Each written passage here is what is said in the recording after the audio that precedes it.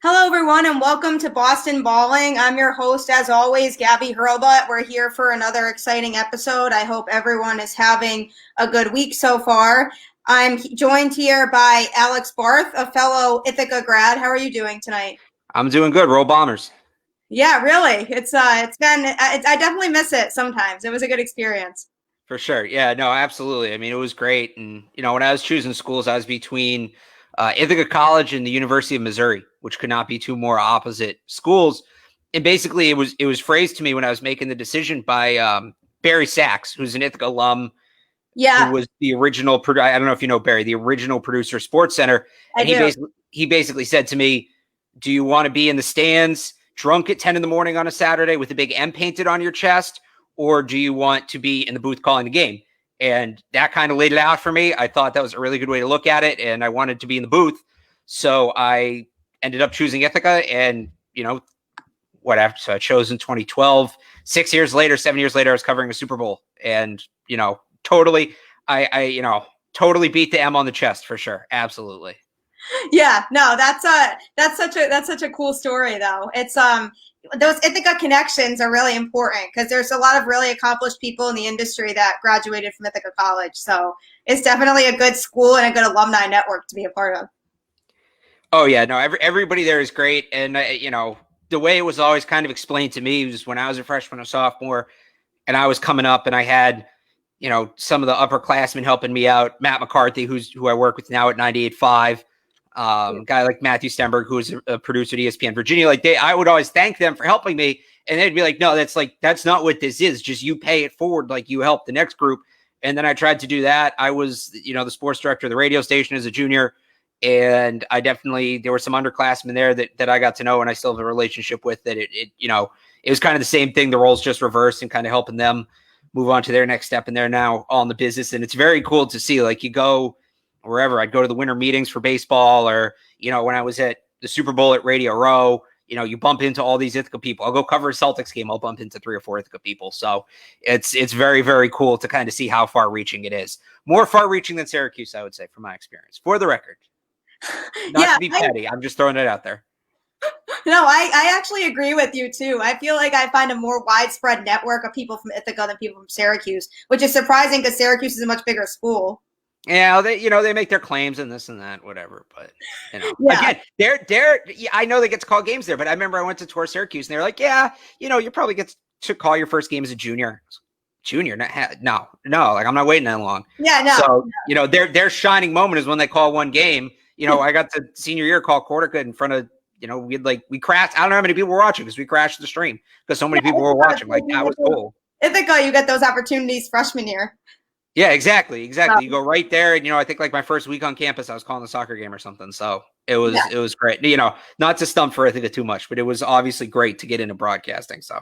Yeah, definitely. I mean, speaking of that definitely leads me into this. Do you want to just talk to people a little bit about what you do for work and your Boston sports love and how that started? Yeah, well, I mean, I'm from here. I grew up 5 minutes, not miles, like 5 minutes from Gillette Stadium.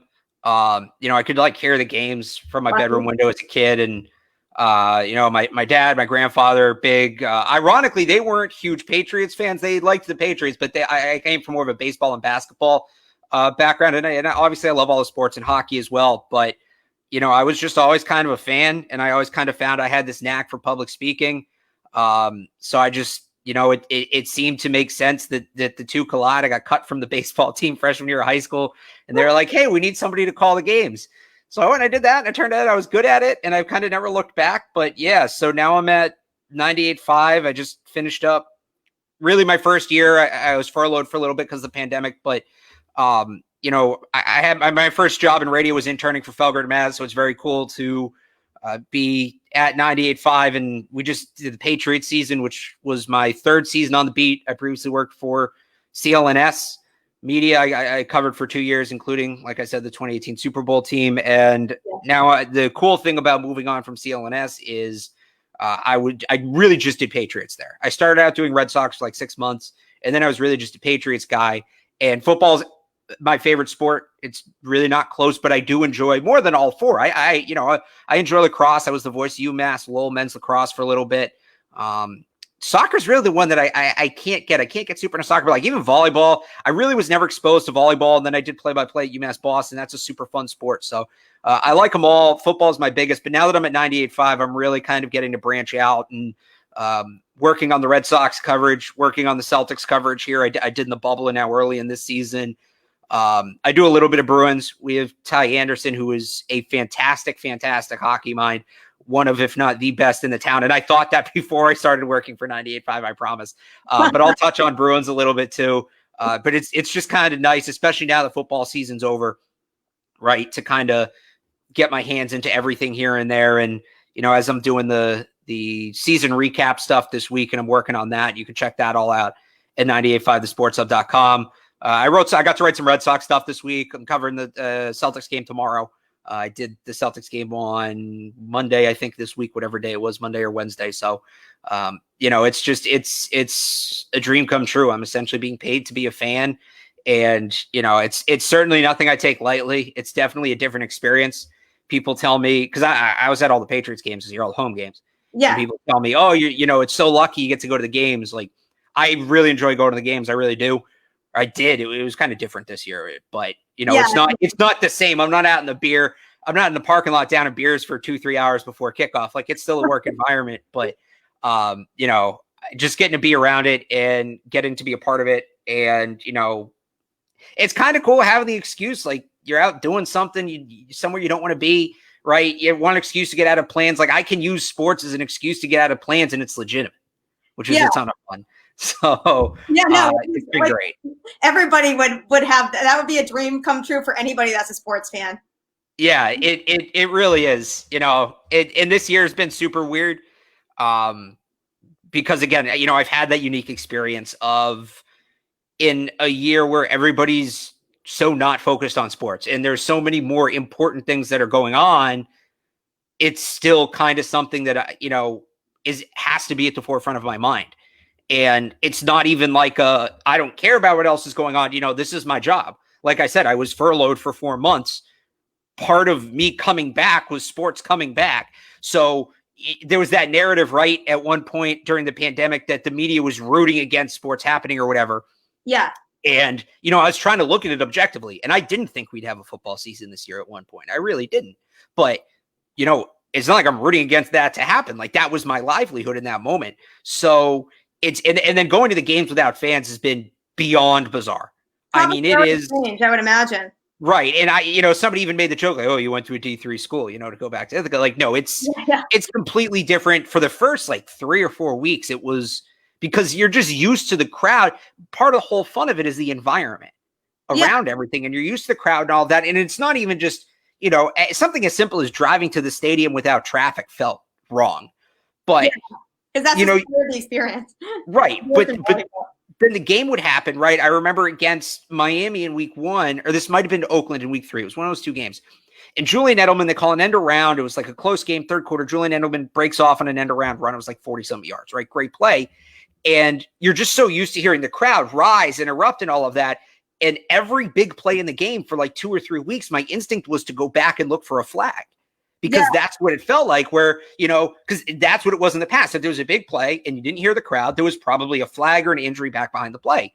And I just had to get used to the crowd helps you watch the game. You don't realize it so much until you don't have it, but it's part of how you take in the game and how you watch the game and how the game registers mentally. And not having that was just all year. It was weird. It felt wrong not having that. Yeah, definitely. I feel like that just takes away from pretty much the whole experience for everybody, the players included and the coaches and everybody that's involved with the game. It's just not having the fans there is just, you realize how important to the game the fans actually are. Yeah, absolutely. No, it totally changed. I know for the Patriots things schematically because you talk about home field advantage, right? And we know about instances like Seattle, right? If you're a defense and you're going into Seattle as the road team, you have to rely on nonverbal communication. It's hand signals, it's movements, it's things like that, because you're not going to be able to hear each other. So what happened this year was teams were forced to do the same thing, not because they weren't going to be able to hear each other, but because the offense was going to be able to hear them incredibly well. because there was nobody in the building. So they all had to kind of revert to these nonverbal communications. You also had a record number of false start calls this year because every single cadence from the quarterback, you could hear clearly. I mean, it changed the game. It did. And we're going to see it in the playoffs. The Packers probably still have home field advantage because they're the Packers and it's Lambeau in January. The Saints, right? We talk about all the time. Nobody's going into that dome and beating Drew Brees and the Saints. That element doesn't really exist this year. Buffalo hosting their first playoff game. They don't have that. Yeah, exactly. No, it's totally because of the environment and the impact has definitely shown this year on a lot of different teams. And it just goes to show how important the crowd is to the game. And it's cool that you get to have all those types of experiences through your job and, how passionate you are about Boston sports. It sounds like it's the perfect opportunity for you. So it's awesome that you're involved with that. Yeah, no, there's nothing else I'd rather be doing. I say that all the time. Like there's certainly parts of it, that everybody thinks, oh, it's like this incredible job. Like there's certainly parts of it that I change, but at the end of the day, I'm working in sports. I'm doing what I want to do. Like it's hard to complain. Yeah, I can agree with that too. There's definitely pros and cons to it, but overall, if you're working in sports, it's such a rewarding feeling if you're as passionate about sports as you and I are, So exactly. But I'm definitely honored to have you on the show. I know that I was really excited when you said you would come on, and I'm excited to chat about some Boston sports with you. I know that we're going to have some good conversations. So yeah, let's do it. It's going to be pretty fun. So, it's exactly a week from today, hockey season starts. So that's pretty exciting. So I am definitely excited to see what the Bruins do this year. I think, though, that the offseason for them was disappointing in terms of a lack of moves that they made in the offseason. And I think people were waiting for them to do more than they actually did. And now they have people that left now. So there's some holes there, especially on the defensive side. So my first question for you is, how do you feel about the defense going into this season? Because there's a couple of key players on defense that aren't there anymore now, that went to other teams. Yeah, it's going to be tough. It really is without Zdeno Chara. And people say that, he wasn't moving well and they'll cite his age or whatever. But the thing to remember with Chara is he's essentially been allowed to cheat for his entire career. And what I mean by that is because he's so tall, right, the NHL caps the length of stick you're allowed to use. Some players like shorter, some players like longer. Generally, offensive-minded players use the shorter stick. They have better leverage.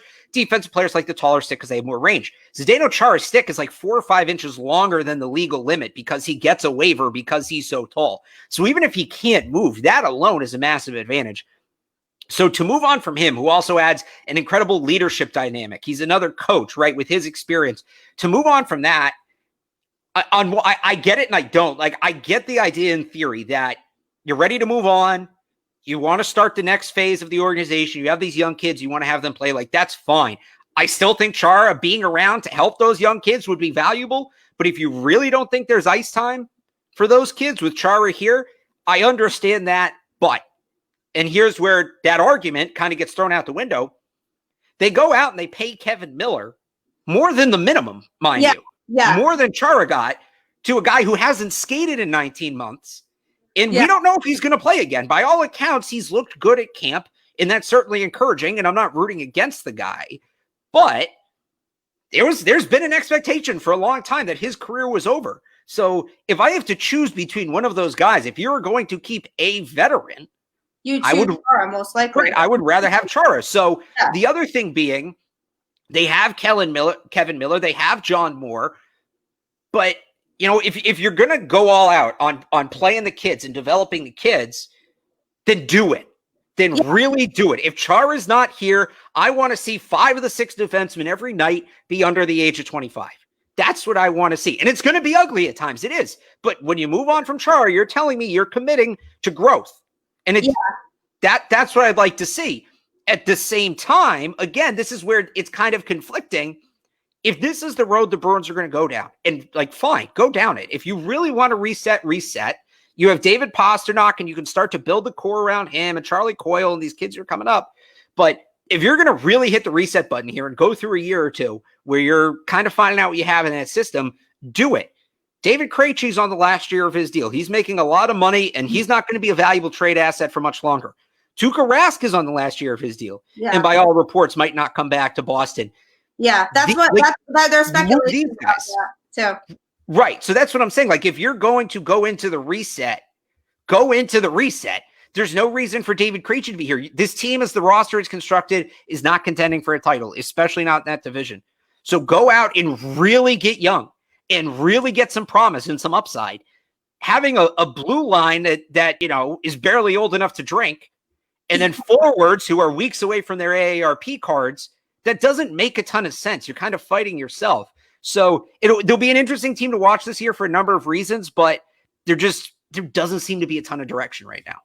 Yeah, I totally agree with that. That was one of the biggest things I was going to bring up, was that there doesn't seem to really be a plan in terms of which direction they're actually trying to go. And it looks like they're attempting to move on and start going for the younger players more, but they're not fully committing to that. And you can't just go half in and half out. And with the veteran players, it's like, yeah, they have a lot of great veteran players on the team, but the championship window is kind of closing when it comes to the veteran players at this point. So if you want to go for the younger players, fine, but they should have done more in the offseason to move in that direction if that's what they were going to do. And then with Chara, I think there were a lot of expectations for them to bring him back, and more time passed and they were not doing anything, and we weren't hearing anything about it. And I was like, okay, that seems kind of strange to me that they're not bringing him back. Like, what exactly is their plan? And now that he's not there, you look at the defense right now, and I think that's going to end up being their biggest weakness this year, because that's a really crucial loss. And he also, obviously we know he's a good leader for the team too, and you're losing that aspect of him being able to lead the team and bring everybody together. And when you lose somebody like that was a captain and was that established and was a really crucial part of the defense, it's like, where exactly do you go from here? I mean, to nobody's surprise, they named Bergeron their captain today, which isn't a surprise to anybody. Right. And I think that's a good choice. I don't have a problem with that. I think that he knows this team, and I think that he'll be a good leader. I'm not really surprised that they did that either. But I think a lot of people saw that coming.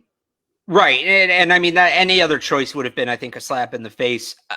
I would say what's going to be interesting, you talk about Bergeron. This team still has a lot of good defensive forwards.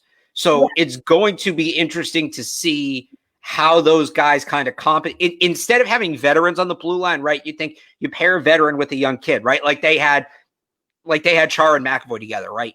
That's how you develop talent. Now it's going to kind of have to be, how do the veteran forwards kind of compensate defensively for what they're missing on the blue line? That's what they're going to have to do. Yeah. It's a weird spot to be, and luckily they have arguably the best defensive forward in hockey in Patrice Bergeron. And if that's what you're going to do, you probably have the best group for it. Throw Brad Marchand in there as well, David Krejci. Both forwards you can play in all three zones, but it's going to be, again, it's going to be really interesting to watch because there's so many different things kind of going on with this team. You have, how long is the window still open on Bergeron and Krejci? What does Rask look like when he comes back? Like, these are normally questions you're talking about with a team on the back end of its title window. But at the same time, you've got all these kids who are going to learn about defensively, people whose names I heard for the first time, whatever was last week, 2 years ago when the Chara news dropped. Like, you're looking at how are these kids developing? Those aren't normally conversations you're having together with the same team. No. So that's going to be kind of interesting to follow. Yeah, Rask made a statement the other day saying that he wouldn't want to play anywhere but Boston, but who knows? Yeah, Chara said the same thing. So that's the thing. It's like, okay, they can say these things like, okay, yeah, I definitely want to stay in Boston, but that was more the team's decision not to keep Chara, though. That was kind of they just wouldn't bring him back. So I think that was kind of more on them than him. But with Rask, it's a similar situation. I'd love to see him stay longer term too, but it just seems like they're trying to do almost a rebuild and kind of just move on and start with these younger players. But I am excited to see the younger players and see what they do and how they fit in with the veterans, because this is going to be the year to really see if there is potential in that direction with them. And I think that it's going to be a challenge because that division is super competitive. So I don't really have a lot of high expectations this year based on the other teams in their division who actually have had more productive off seasons too. But I think it's going to be interesting to see how the young players actually do and how they mesh with everybody else on the team. Yeah, absolutely. And the one interesting thing is with this condensed schedule, and they're playing every other day, having young legs, having fresh legs, that's going to be an advantage, right? Chara would have had to have maintenance days if he had stayed, for instance. But yeah, it is exciting to see the young kids. But to kind of go back to what we talked about and just bring it full circle, right? You mentioned Rask. And yeah, it would be cool to see him finish his career in Boston. I think I'm not quite as high on him as some people, but I think he's had a tremendous career. I think he is a guy who you should talk about having his number in the rafters, but you know, again, they're not going to win a cup this year. We're not learning anything seeing Rask. I'm curious about Flatter. I'm curious about Jeremy Swayman. Like, I want to see these kids, and we'll get to see them to an extent, of course. But, you know, again, Rask is in the last year of his deal. He does have some value. Is he more valuable to the team as the starting goalie or as a trade piece? And where I get nervous talking about this is, you know, me and you were talking off the air before we came on with this Deshaun Watson news. What should the Patriots do a quarterback? Yeah. Hockey is similar. You have a top 5 goalie in the league. Forget what some people say about him and him leaving the bubble. He went because his kid had a serious medical condition. Yeah, right? that was people that just kind of were giving him crap for that. There was no reason for that. I mean, he had a legitimate reason not to go. Right. No, but like he's not Patrick Waugh. Okay, I get that. He's a top 5 goalie in the league when he's on, and he's on more often than not. He was arguably the best goalie in hockey until the shutdown last year. He wasn't strong back in the bubble, but I mean, he was dominant until the shutdown. Yeah, so, yeah. Before the shutdown, they were playing really, really well. Everybody was. And he was a huge part of that. So I would say, you know, I want to see the kids at goalie. It's kind of a catch-22. It's a chicken or the egg thing. I want to see the kids at goalie, but you need, like a quarterback, you need a goalie in hockey to really be competitive. Can you move on? Are you willing to move on from the goalie confident that the next guy who can make 50, 60 starts a year is in place? The only way you know that is to see the kids. The only way to see the kids is to move on from Rask. So that's kind of where it's tricky. Exactly. But again, it's almost like you have to make a choice either way, and commit to that choice. That goes back to the whole commitment thing. And it's like, do you want to see one of these younger kids thrown in there and just see how they do it because you're not expecting to go all the way this year? Or do you keep him and just let him play and then just see what the future holds after that?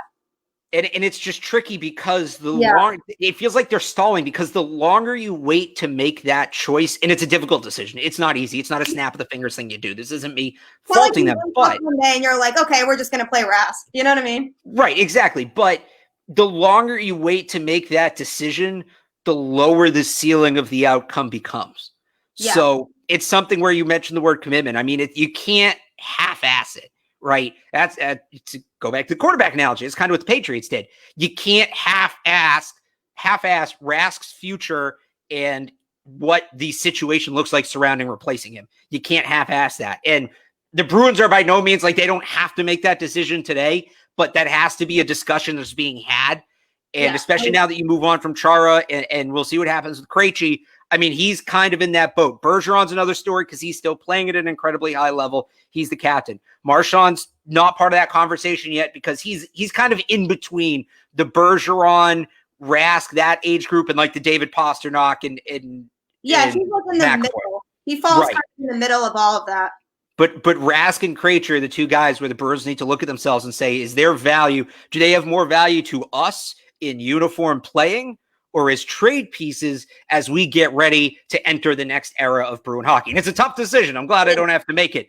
But it is, because it'd be tough to see them go, you know, but at the same time, if they really are committing to that rebuild of bringing in young talent, then maybe they are more valuable on the trade market, but that's something that needs to be decided, you know, soon because then that they can target, they can focus how they go about the rest of the season if they make those types of decisions early. And I mean, I'd rather see them make a decisive decision, stick with it, and make moves towards that decision and sacrifice, you know, this season and making a serious run if that is setting them up for a long-term future, because they've gotten so close and just can't finish the job, which is also frustrating. And Right. I mean, even last year was one that was a year that I don't like to relive that experience either.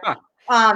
That St. Louis series was tough, but those types of things, it's like, what do they need to really, really do to be competitive in the East? Because that division is tough, and they're not going to be competitors in that division for a while unless they know exactly what they're focusing on. And you can't have an in the middle. You can't have half of the team be these veteran players that have been there a while that could be really valuable on the trade market because of their talent, and then just have another random mix of young players who you don't really know what their potential is because you haven't played them yet.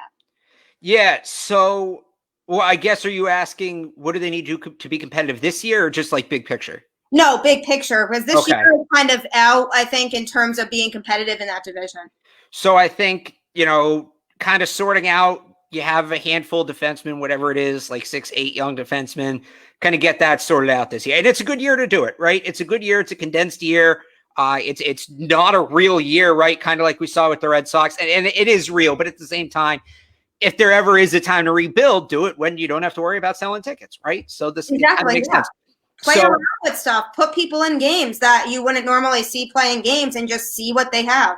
Right. So they got to sort out kind of, the defenseman prospects, which guys are the real deal, which guys maybe need more time, which guys, probably don't need any more time on the ice. And they know, and they'll figure that out this year. But the big thing really, they got to figure out how they're going to, like I just said, they got to figure out how they're going to handle the transition at goalie. Are they going to extend Tuukka Rask and, try to see if he can still compete at 35, 36, 37 years old, give him a multi-year deal? Are they going to try to go year to year with him, which would probably be expensive, but are they going to try to go year to year until they find the next guy? Or are they confident in Flatter or Swayman or whoever it is? Or do they think there's maybe a free agent they can get? Remember, there's going to be an expansion draft after this season as well. So, they're going to have to pick which goalies they protect. And that's going to tell us a lot about where they're at mentally with the goalie process and kind of who they believe in and who they don't in what their aspirations are. But they got to figure out what the future of the goalie position is. And, if they have a good goalie, and I really believe Patrice Bergeron could play another high level for at least 3 or 4 years. Yeah, I think so. And again, David Pastrnak might end up being a top five player in hockey again this year. A top 5 player in hockey. Might end up being the best player in hockey again this year. So they always somebody that we know we can rely on to right.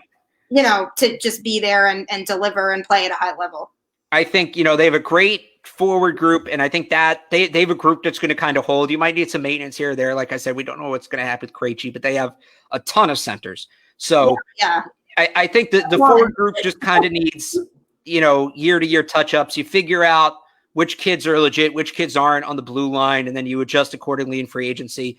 And then just the big one is figuring out the goalie transition. You kind of build it from the back forward. You figure out the goalie. Once you know what you have in a goalie, you kind of sort out the issues on defense. You trust the forwards. You trust Marchand, Bergeron to kind of keep a couple more years in the tank, because these guys look like the kind of athletes you just know sometimes the guys who are going to play until their 40s. You get that vibe in those guys. So you kind of just hope that everything holds up front. And then you see what happens. I mean, you're right. It's going to be, even when they go back to the normal divisions, it's going to be tough. And there's a lot of good young talent with the Rangers. There's a lot of good young talent in Philly. I mean, there's teams they've had an easy division for a long time. And the flip side of that is there's now a lot of young talent ready to come up and kind of hit their stride. So the Bruins kind of have to match that. And they're a couple years behind all these other teams because of their success in recent years. Not that that's a bad thing, but they're going to kind of have to figure out how to match that young talent. Yeah, exactly. And that's a really good point, because I was having this conversation with somebody, a really similar conversation with somebody a couple of weeks ago about this. And I said, it's pretty much that exact thing. I said, my main worry with the Bruins this year in particular, and even for the next couple of years, maybe depending on what they do, is that all of these other teams have gone out and have these young players now that are developing, and other teams seem to be ahead of them in terms of that. So I said that I was worried that they're just behind and that they need to commit now if they want to get onto the young players thing, because now all of these other teams that have the young players, they're going to get more and more exposure and more experience, and then it's going to put them even further behind if they're not willing to start that now. So I was hoping that they would have done more in the offseason to show which direction they were leaning, but there really wasn't much that they did to indicate which way that they're really focusing. And so I think maybe their plan was to try to sort that out as the season goes on. But I'm not sure if that means, that they start to make these changes in the offseason after the season ends and then just evaluate where they're at, or if they start or if it takes another year or two. But whatever they do decide to do, they need to know that that's what they're doing, and they need to make the appropriate moves to do that, because I am concerned. And like you said, when they go back to the regular divisions, that's not going to be easy. And you have all of these teams that are making all of these changes, and they're just doing it's too much of the same thing for them. And these types of changes need to occur now. Yeah, and I mean, kind of like you mentioned, is it a 1 year thing or is it a 2 or 3 year thing? I mean, it's a constant process. Like even within the season, right? The roster of a professional sports team, I like to say, it's made up of living, breathing organisms, but it's a living, breathing organism. It's something that's constantly changing, constantly evolving. There's pieces coming in, there's pieces going out. Like it's not, especially in a physical, demanding sport like hockey, right? Yeah. You're going to have guys. You're rarely going to kind of have the same group night in and night out for maybe more than a week without, somebody, pulls this or this guy needs a maintenance night. And obviously there's the goalie rotation. So it'll be a process. I think this year is an important evaluation year. They should be competitive. Like they should make the playoffs. Yeah. They should be favorited. Playoff team, pending major happening, but it's going to be we're going to see a lot of new names. We are going to see a lot of new names for the first time in a while, because like you said, this team, there really has been very little roster turnover, especially for a sport like hockey. I mean, you look back, there's still like a handful of guys left from the 2011 team, and obviously Char is a big loss to that. But, what other sport do you go back to 2011 where the team was good, bad, whatever, and you still find like multiple players left? That's so rare. So it really doesn't happen in other sports that much. Right. It kind of started last year, but now we're really going to see, I think, for the first time in a long time, like a significant push of new names, relevant new names, not just like back end of the roster guys, like new front of the roster, in your face, jersey worthy names for the Boston Bruins this year.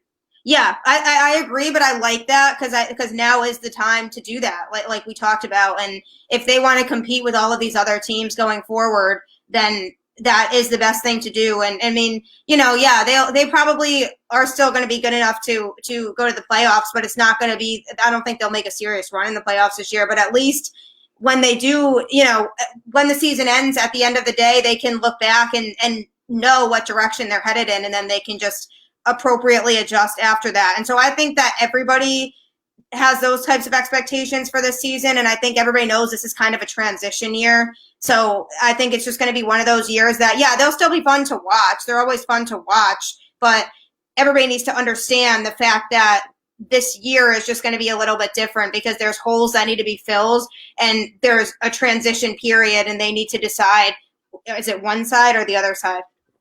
For sure. Yeah, no, it's going to be, it's going to test some people, kind of like, I keep going back to the Patriots, but kind of like the Patriots this year, like when, we all watched The Last Dance, right, back in June.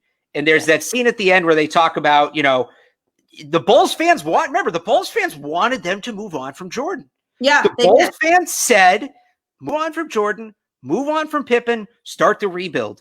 It's 30 years later. That's still going on. That rebuild is still going on. So, there were Patriots fans, because you see teams that kind of figured out, and it's 4 or 5 years of a rebuild. They're competitive again. Trust the process, all that BS, right? That's not how they all go. Most of them don't go that way. Yeah. A real rebuild. I mean, especially in a sport like hockey and football, where a specific position is so important to the game, you can end up in a quarterback carousel or a goalie carousel for decades. And I think a lot of Patriots fans kind of wanted the rebuild and didn't realize exactly what they were asking for, and didn't realize what they were getting into. Yeah. I think for some, and I'll say this, of the 4 fan bases in Boston, I think the Bruins have the most well-informed fan base, the smartest fan base in terms of realistic expectations. They kind of know what's going on. They know what should happen, shouldn't happen. Like, I give Bruins fans a ton of credit. They get picked on for being harsh sometimes. I think that's true. I think, like I said, Tuukka Rask is very fairly criticized, but for the most part, Twitter and everything, people attack him on Twitter all the time. Right. But I think for the most part, Bruins fans have a good head on their shoulders. But I agree. I mean, they got to be, the people, and I'll admit, I'm one of them. Tear it down. Let's go. Keep Bergeron, keep Pasternak, keep Marchand. The rest of it, let's get this reset going. Yeah. But, that can get ugly. That can absolutely get ugly. So I don't think this is the year that, it really does. Because like we've talked about, they have enough pieces and they should, as long as they have Rask back there, it'll be fine. But, it will get rocky at times, especially when Rask doesn't play and, Pasternak's not going to start the season. There's some questions about whether Bergeron or Marchand will start the season because of their injuries. So it could get a little rocky for sure. And I think Bruins fans need to be ready for that. It's not necessarily a bad thing, but it could get a little rocky. Yeah, I agree with that. And people just need to be prepared for that. And, defensively, we know that there's some challenges there still. So as long as they can figure things out this year and at least be moving in some sort of direction, I think that's all that people can really expect from them right now, is to just know that they're moving in a positive direction, no matter what that direction is. Yeah. And I think they are ultimately moving in a positive direction. I just think that there's things they could do to speed up the process that right now they look hesitant to do. And look, maybe they move Krejci at the deadline. Maybe they realize this isn't the year and they get a first round pick for David Krejci and they do that. Like, that would be a real sign that they're kind of committing to fully getting in on this restart. Yeah, definitely. But, it's definitely, as much as it hurts to move on from Chara, emotionally, it does kind of symbol that they're ready to get into that next phase. And it's just like, just don't drag it out. That's the one thing you want as a fan is you get, hopefully intelligent fans, that you can't win every year. You can't be competitive every year. At a certain point, you need high draft picks to build around, and there's going to be some sort of a reset process. You just hope that, just make it quick, right? Just make it quick, as quick as possible. It's going to hurt, but just rip the Band-Aid off. Yeah, there's going to be a lot of frustration, I think, among the fans when this does happen, but you're right. Just rip the Band-Aid off and get it done. So that way this isn't just dragged out an unnecessary amount of time and people's frustrations aren't lasting that long.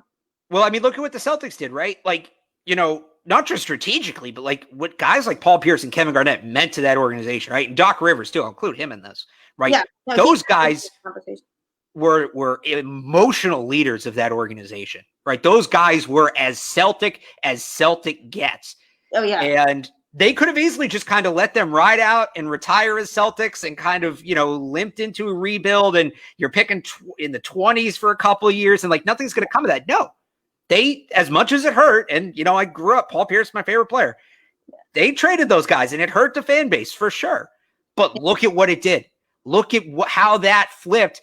And 5, 6, 7 years later, they're contenders, right? Yeah, exactly. They have a top 5 player in the game because they were willing to rip the Band-Aid off. Losing Chara, losing Krejci, losing Rask, it's going to hurt. But if you kind of rip the Band-Aid off and get through it quicker, the prizes you can get, the result on the other side can only be better. Yeah, because people will look back on that a few years down the road and be like, oh, wow, that was totally worth it. Right. Because of the talent that they can get from that. Let's say, and I mean, this involves hitting on draft picks, doing all that, and that's a crapshoot. But like, if you trade David Krejci, it hurts. But let's say they trade David Krejci, they get a top 15 pick, and they get a kid who's like a top 20 scorer in the league with that, which is not unrealistic to think. Yeah. All of a sudden, losing David Krejci hurts a little less.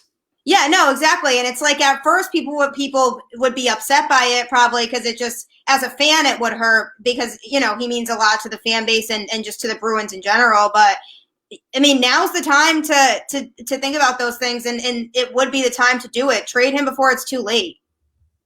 Yeah. I mean, again, if you think he's worth keeping around as like a teacher and a coach, then that is what it is. But, again, this is kind of what we talked about. Like they need to decide you don't half-ass it. You either decide we want him to be around as a part of the rebuild because he's going to be like another coach. He's going to be a valuable asset for these younger players. We want his voice in the locker room. You're not going to decimate the entire roster. You always keep a couple of veterans around to kind of show the younger kids how it's done. So they need to decide, is David Krejci that? or is he somebody they're going to trade to acquire younger assets? Like that's kind of the decision you make. And right now it's leaning towards Krejci, being a guy who's around as an asset. But when you have guys like Marchand and Bergeron, do you need another guy? I guess. Exactly. So, and the answer to that is probably no, when you can get a lot from that and you still have the other two. Well, yes and no. If you can get, something valuable for him, certainly. But at the same time, you never want to make a trade just to make a trade. Those always end up being the worst trades.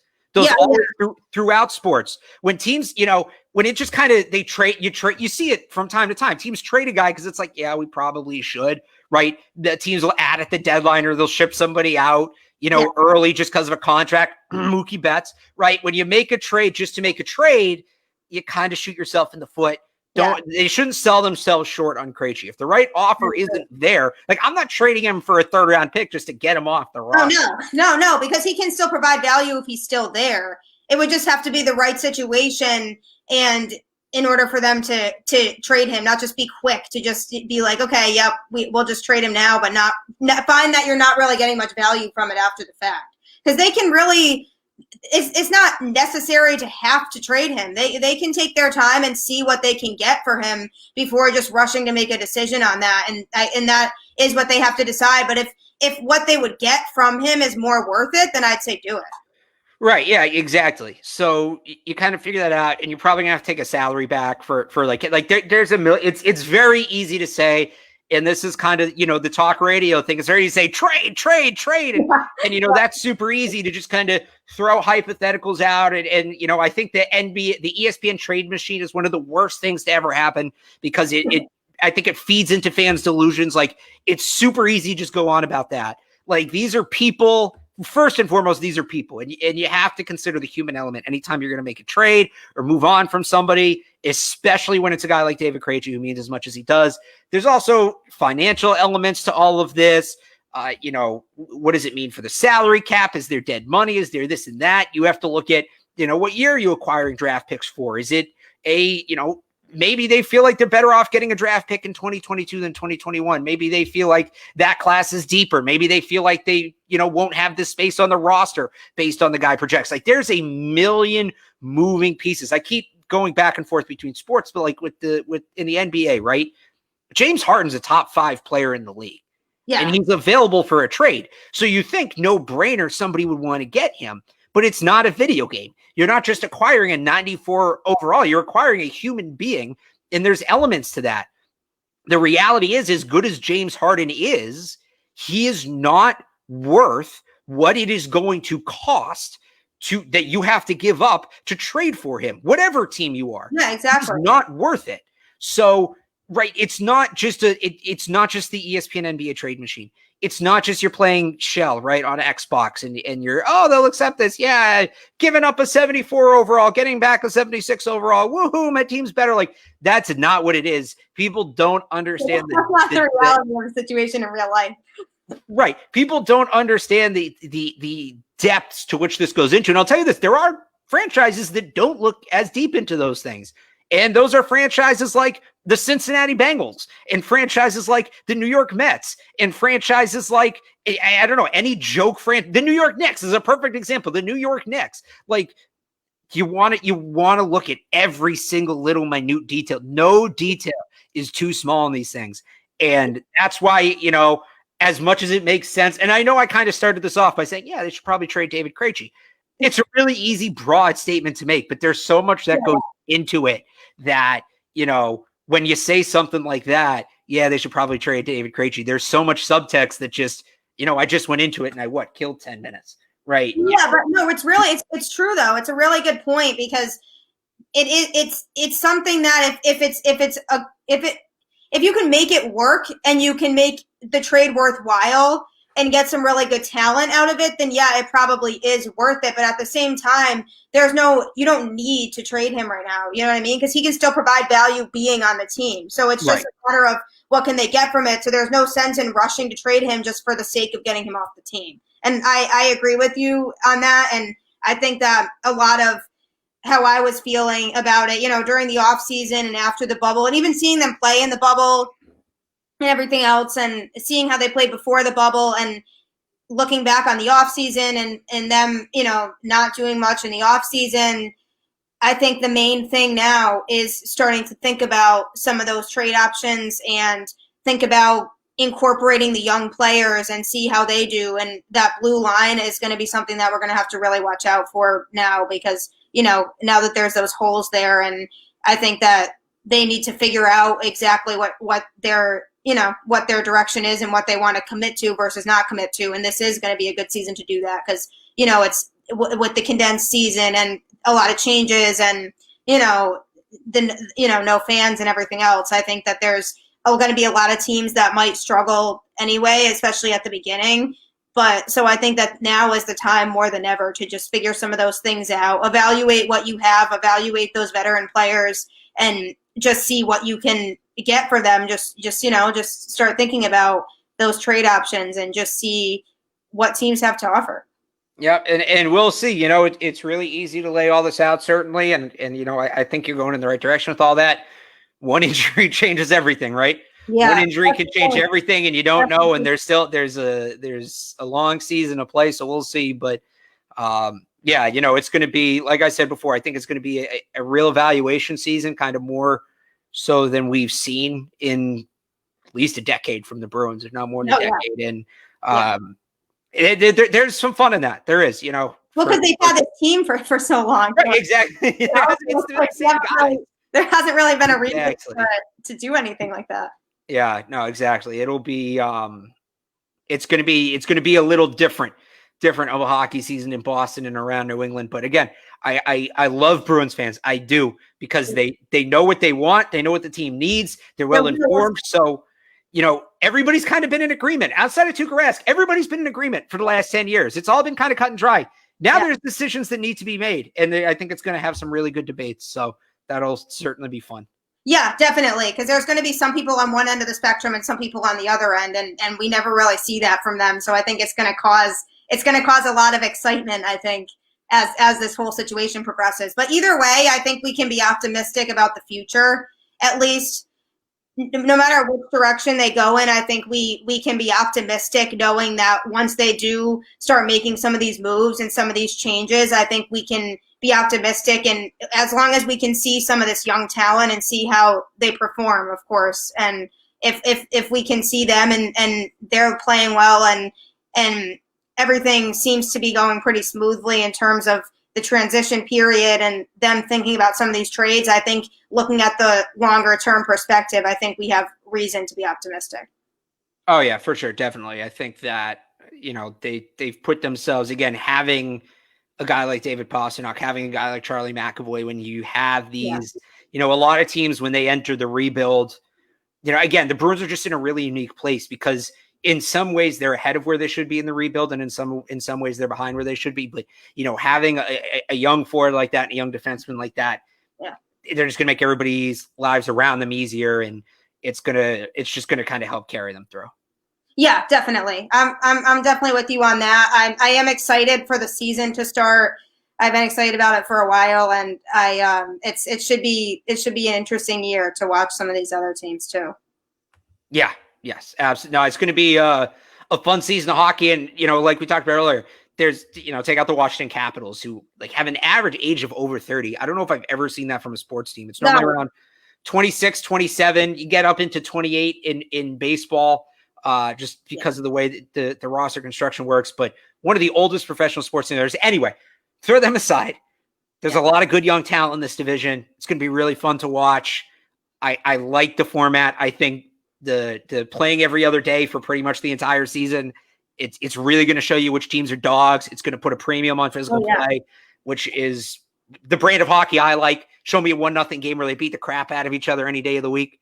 Yeah, so those are the best kind of games. I think we're in for, looking at the NHL as a whole, and especially the local, not the local team, but the teams will be following because you watch the other teams in your division. I think we're in for a really fun season. Yeah, no, I totally agree with that, with everything that you just said. And I think that we've raised some really good points. And I think that as long as fans are prepared for all of that and the frustrations that might come with it, and they just stick with it, I think in the long run, everybody will have reason to be happy and be excited about watching this team. Oh yeah, no, I think that, you know, we see it all over the place. Like people love, one of the things fans love the most is like watching new players, young players, draft picks, rookies, what have you. Like they love seeing these players emerge because everybody wants to be the first one to say they're going to be good. So when that player is, they can say, you know, I was there first, right? Everybody wants to lay claim to their players and be the hipster for whatever players. So yeah, people are going to have a lot of fun kind of, you know, picking and choosing who they do and who they don't like of this Bruins young group. And it's going to, that's certainly going to be fun. Definitely. Yeah. Well, I know we had a really good discussion, and I, again, definitely appreciate you coming on the show with me and joining me to talk some Bruins. And I know that you're just as passionate about Boston sports as me, so I'll have to have you on again sometime. And maybe, hopefully soon we can find a time to have you on again. Yeah, anytime. Always happy, especially for an Ithaca grad. Just let me know. Yeah, well, always roll Bombers too. Roll Bombers, that's everybody, right. You guys all know where to find Boston Balling. You can find it on all social media platforms or any podcast streaming platform. And I advertised this last week, but now there is Boston Balling merch. So there is a website, bonfire.com, and you can search Boston Balling and you can get your own Boston Balling shirts, which are pretty cool. They come in all sizes and shapes and colors and styles. So I encourage everybody to look at the website for that. And I will see you all next time on Boston Balling. And thank you all for tuning in. Have a good night.